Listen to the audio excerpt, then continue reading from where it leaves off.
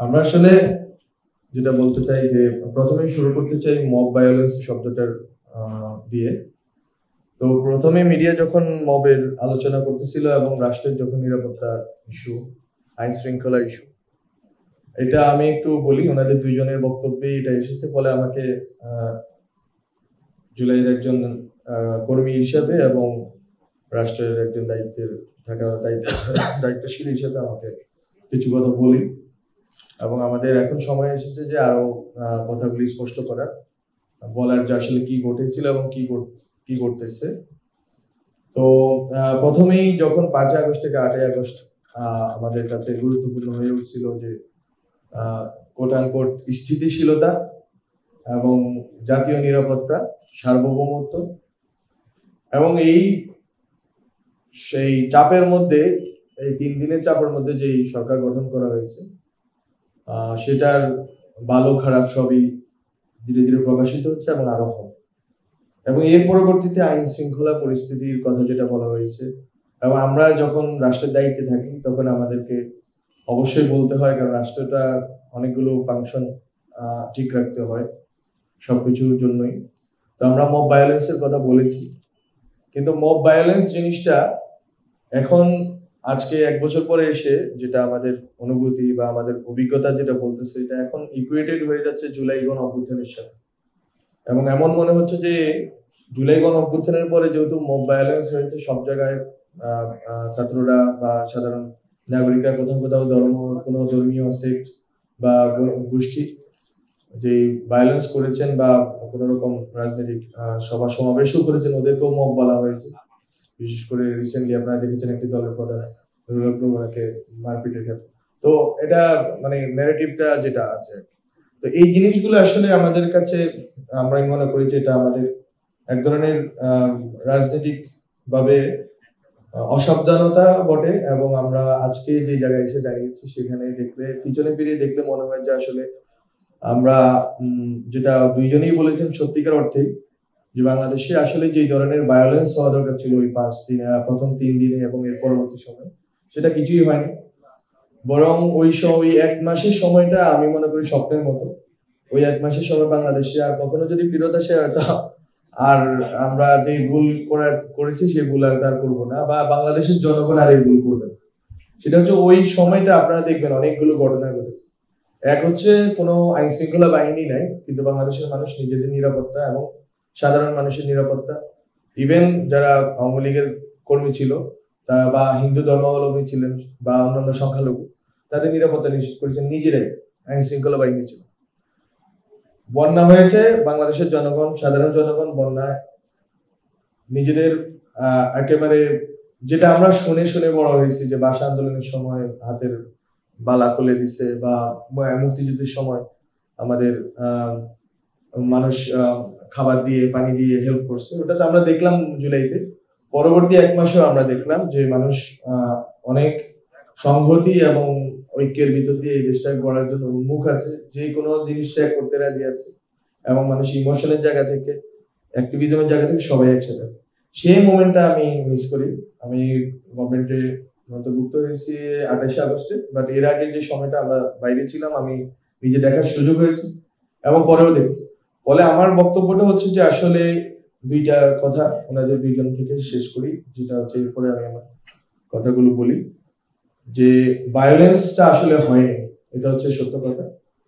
এবং স্যার যেটা বললেন যে চীনে যে বিপ্লবের পরবর্তীতে এবং বিপ্লবের আগে, এটা খুবই গুরুত্বপূর্ণ। আমি যখন আমাদের পরিচিত যারা অ্যাক্টিভিস্ট আছে তাদের সাথে যখন আড্ডা হয় আমার, তখন আমি এই কথাটা বলি যে চায়নার যে 1920 থেকে 1950 পর্যন্ত যে দীর্ঘ লড়াই, এবং মাও সেতুংয়ের নিজের লড়াই, মাও সেতুংয়ের নিজের দলের ভিতরের লড়াই, আদর্শিক এবং কৌশলগত, ওইটা আমরা হয়তো করতে পারিনি।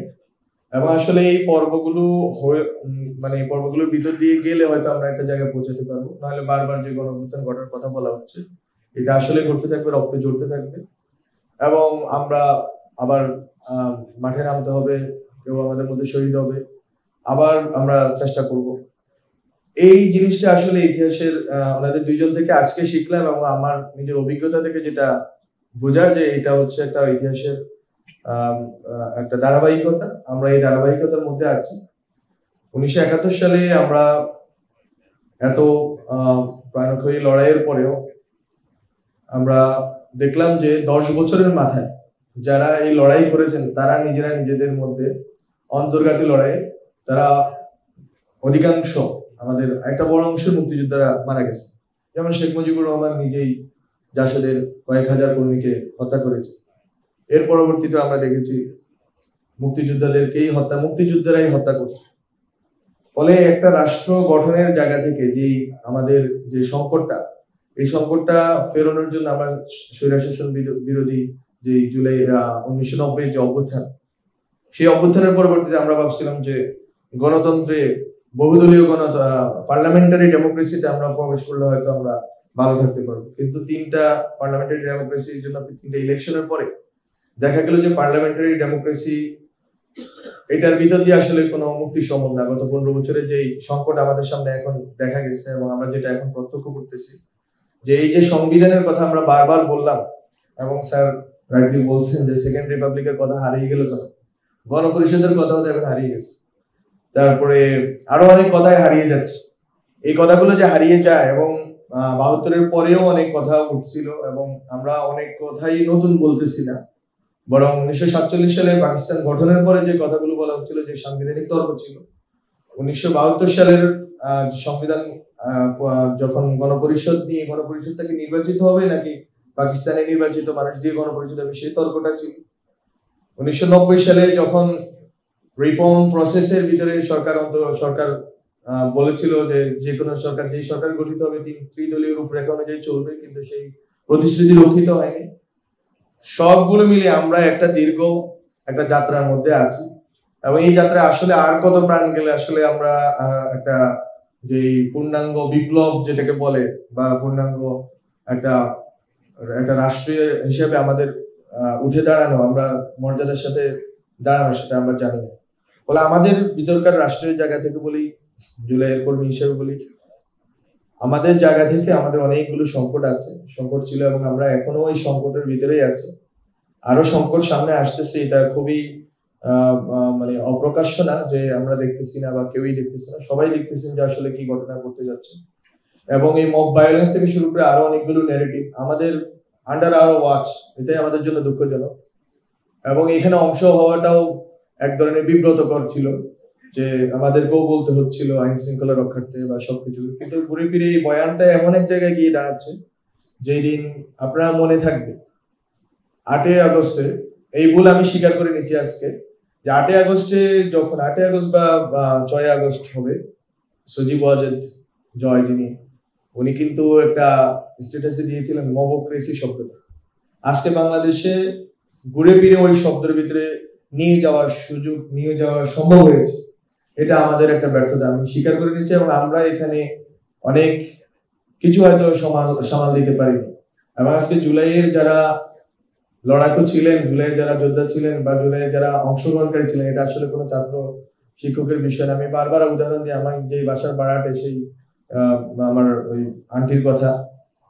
তো উনি জুলাইয়ের পরে আমি তো এখানে চলে আসলাম সরকারের দায়িত্ব নেওয়ার পরে।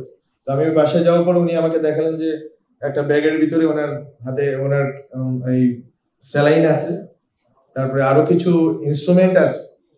উনি একজন 50 বা 55 বছর বয়সী একজন আন্টি, এলিফ্যান্ট রোডে। তো উনি এখনো রেডি, উনি 1-1.5 মাস পরে আমি গেছিলাম, উনি এখনো রেডি, বলছে যদি তোমাদের আবার দরকার আমরা আবার নাম। সো যে স্পিরিটের জায়গা থেকে বাংলাদেশের আমি মনে করি যে একটা বড় অংশের মানুষ বিভিন্ন শ্রেণী পেশা এবং ধর্ম নির্বিশেষে আমাদের জন্য উন্মুখ ছিলেন। আমরা এই মুহূর্তটা হয়তো হারিয়ে ফেলেছি, কিন্তু আমরা মনে করি না যে এই মুহূর্ত হারিয়ে ফেলা মানে হচ্ছে যে তাদের চেতনা থেকে, তাদের উদ্দেশ্য এবং তাদের অভিযাত্রা থেকে কোন রকম গণতান্ত্রিক লড়াইয়ের যে আকাঙ্ক্ষা সেটা মুছে গেছে। বরং আমি মনে করি যে এটা আমাদের আত্মসমালোচনার সুযোগ শুরু করা দরকার, কারণ আরো সামনে লড়াই সমাহত এবং আর লড়াই আসতেছে। আত্মসমালোচনা এই জন্যই করা দরকার যে আমরা আসলে স্টুডেন্ট লিডাররা যারা আছি বা যারা রাজনৈতিক নেতৃবৃন্দ আছেন, তারা কি আসলে জনগণকে ব্যর্থ করছেন কিনা। যেই জনগণ, নট পিপল অর্থে জনগণ, যেই জুলাইয়ের যে লড়াকু জনগণ, বিপ্লবী যে জনগণ, এদেরকে আমরা ব্যর্থ করছি কিনা, এই আত্মসমালোচনাটা আমাদের করা দরকার। আজকে সংস্কারের অনেক কথা বলা হচ্ছে, ইলেকশন হয়ে যাবে, নির্বাচিত সরকার হয়ে যাবে, দ্যাটস গুড, সবই একটি ধারাবাহিক প্রক্রিয়া, এটা হবে।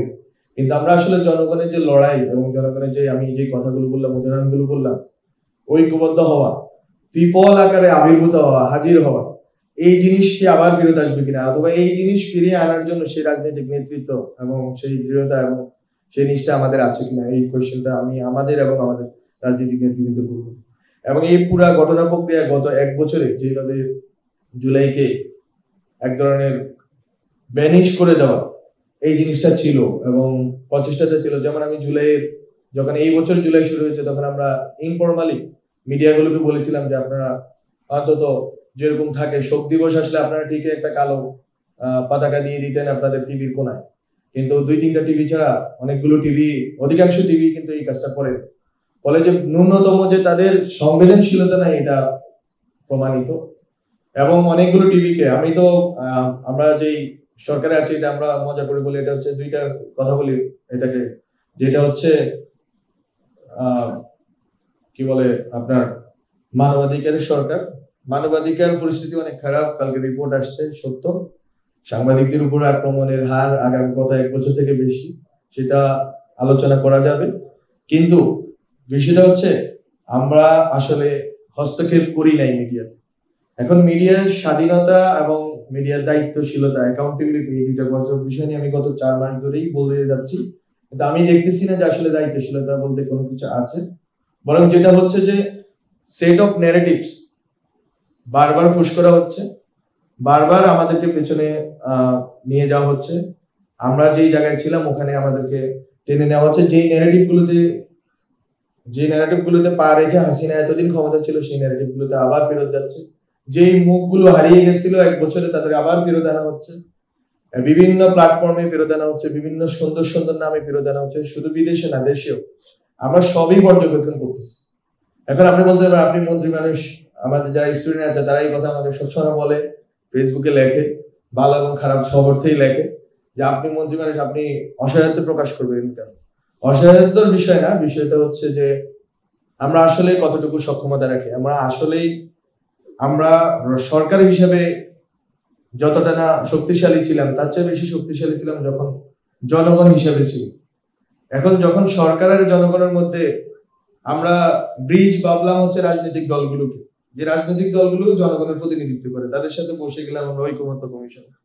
তখন জনগণ আর ওই বিপ্লবের জুলাইয়ের জনগণ আর জনগণ দেখলো, ওরা আবার বাসায় ফিরে গেছে, আবার ক্রিকেট দেখা শুরু হয়ে গেছে গত 1 বছর আগে বা পরে।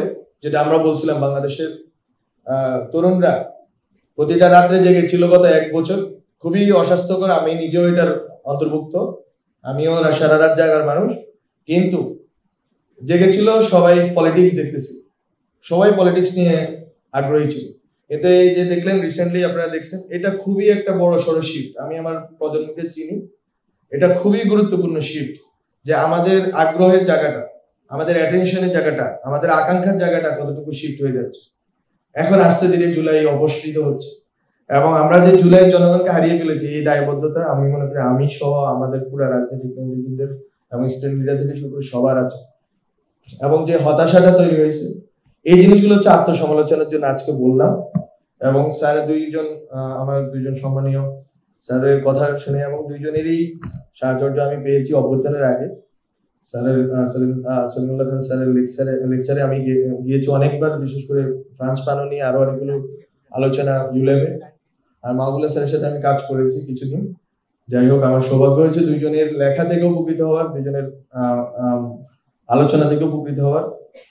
সো আমি এখন আমার মন্ত্রণালয় রিলেটেড এবং এই পুস্তিকা যে 5টা গ্রন্থ প্রকাশ হয়েছে সেসব নিয়ে একটু বলি। 5টা গ্রন্থ আমি মনে করি যে সংকলন হিসেবে খুবই ভালো কাজ, পিএবি দারুণ কাজ করেছে। আমাদের ডিএপি বাইরে আমার মনে হয় যে পিএবি সবচেয়ে ভালো কাজ করেছে। ডিএপি তো তারপরেও একটা অনুদান, একটা সিস্টেমেটিক অনুদান পায় এবং একটা কাজের সুযোগ আছে। পিএবি সামর্থ্যের মধ্যে যতটুকু সামর্থ্য আছে এর মধ্যে ভালো প্রোডাকশন করতে পারছে, এবং আমি মনে করি যে এগুলো রেফারেন্স আকারে ব্যবহৃত হবে। এখন রেফারেন্সিং এর সীমাবদ্ধতা আছে, সীমাবদ্ধতা নিয়েই ব্যবহৃত হবে আশা করি, এবং পরবর্তী চর্চা, ইতিহাস চর্চা, এটা আশা করি ভালো কাজে দিবে, বিশেষ করে তারিখে জুলাই এই জিনিসটা। রাজনৈতিক বুদ্ধিজীবিতা এটা আমি মনে করি যে আরো ভালো হওয়া সম্ভব ছিল। যাই হোক, সেটা আমি মনে করি যে আমাদের সময় এবং সামর্থ্যের সীমাবদ্ধতা। আর যে সজল সাংবাদিকদের প্রতি আমাদের ট্রিবিউট, এটা খুবই গুরুত্বপূর্ণ কাজ। নিরীক্ষা পত্রিকাটা বের হয়ে গেছে এবং জুলাই দিয়ে শুরু হয়েছে, এটা আমার কাছে দারুণ অনুভূতি যে এটা কাজটা শুরু হচ্ছে। তো আমি আমার মন্ত্রণালয় থেকে দুইটা জিনিস বলে আজকে শেষ করি। আমি যেটা বললাম, আজকে এখন সময় 1 বছর পেরিয়ে গেছে, এখন সময় জবাবদিহিতার, এখন সময় হচ্ছে যে আত্মসমালোচনা। সেই জায়গা থেকে আমি একটু বলি, আজকে যখন এটা দেখতেছিলাম তখন আমার মনে হচ্ছিল, আমি এটা নোট নিলাম, যে গণমাধ্যমে গত 15 বছরে যে অনিয়ম এবং যেই ফেসিবাদের দালালি এবং যেই ধরনের শিকারী সাংবাদিকতা, আমাদের একজন প্রফেসর বলা যাবে কিনা জানি না, ওই এটাতে এখন তর্ক চলতেছে অনেক। যাই হোক, আমাদের একজন শিক্ষক রাজশাহী বিশ্ববিদ্যালয়ের মোহাম্মদ স্যার, তো ওনারা যে কাজটা, আমার মনে করি ওনার বইটা পাবলিশ হয়ে যাওয়ার কথা ছিল এতক্ষণে, আশা করি হবে খুব শীঘ্রই। এটা খুবই গুরুত্বপূর্ণ কাজ। তো শিকারী সাংবাদিকতা থেকে শুরু করে পুরা যে 15 বছরের যে পরিমণ্ডল, এটার জন্য আমরা মে মাসে শেষে অথবা জুন মাসের শুরুতে আমরা হচ্ছে ইউএন কে চিঠি লিখেছিলাম যে আপনারা একটা স্বাধীন তদন্ত করে যে গত 15 বছরে সাংবাদিকতা কিভাবে সংগঠিত হয়েছে এবং সাংবাদিকতার ভিতর দিয়ে মানুষকে কিভাবে কিলেবল বানানো হয়েছে, এবং অনেক ক্ষেত্রে গুম খুন এবং এই ছাড়া যে মানবাধিকার পরিস্থিতিগুলো, এগুলো কিভাবে দামাচাপা দেওয়া হয়েছে, কিভাবে ন্যারেটিভ উৎপাদন করা হয়েছে মানুষকে হত্যার জন্য। তো এই জিনিসটা খুবই দুঃখের সাথে বলতে হয় যে আমাদের সময় শেষ হয়ে আসছে, কিন্তু আমি জুন মাস পেরিয়ে গেল, জুলাই আগস্ট নাগাদ তারা বললেন যে ইউনেস্কোর সাথে কথা বলতে। ইউনেস্কো এসে আমাদের বললো যে আমরা আসলে ওই কাজটা করতে চাই না গত 15 বছরের, আমরা বরং চাই যে কোড অফ কন্ডাক্ট তৈরি করে দিতে, মিডিয়ার সামনে কি করবো। ফলে এই যে রিট্রোস্পেকশন এবং ইন্ট্রোস্পেকশন, দুই অর্থে যদি বলি, আমাদের হইল না। এটা আমি মনে করি যে অনেক বড় একটা দাগ রয়ে যাবে। কারণ এই লোকদের, যারা এই গণমাধ্যমের মালিক সম্পাদক ছিলেন, তাদের অবশ্যই ক্ষমা চাওয়া উচিত, অবশ্যই তাদের জনগণের কাছে দায়বদ্ধ হওয়া উচিত, জনগণের কাছে আসা উচিত। আমি বারবার বলেছি, আকারে ইঙ্গিতে বলি, কারণ তথ্যমন্ত্রী কিছু বললে, তথ্য উপদেষ্টা কিছু বললে এটা নিউজ হয়ে যায়, এবং নিউজের আরো অনেক আপনারা দেখেছেন অলরেডি, বিভিন্ন গ্রুপের বিভিন্ন নিউজ হয়। প্রত্যেকটা গ্রুপ তো আছে, গ্রুপ অফ কোম্পানিজের বিভিন্ন নিউজ হয়। কোন একটা গ্রুপ অফ কোম্পানিজের যদি দেখে যে উনি একটু ওই গ্রুপ অফ কোম্পানিজের পত্রিকাতে অফিসে গেছেন, তাহলে আরেকটা গ্রুপ অফ কোম্পানিজের বিরোধিতা শুরু করে। তো এগুলো গল্প আছে, এগুলো লেখা হবে, এবং বাংলাদেশের মানুষ সচেতন আছে। গণমাধ্যম সংস্কার কমিশনে আপনারা দেখেছেন অলরেডি যে আসলে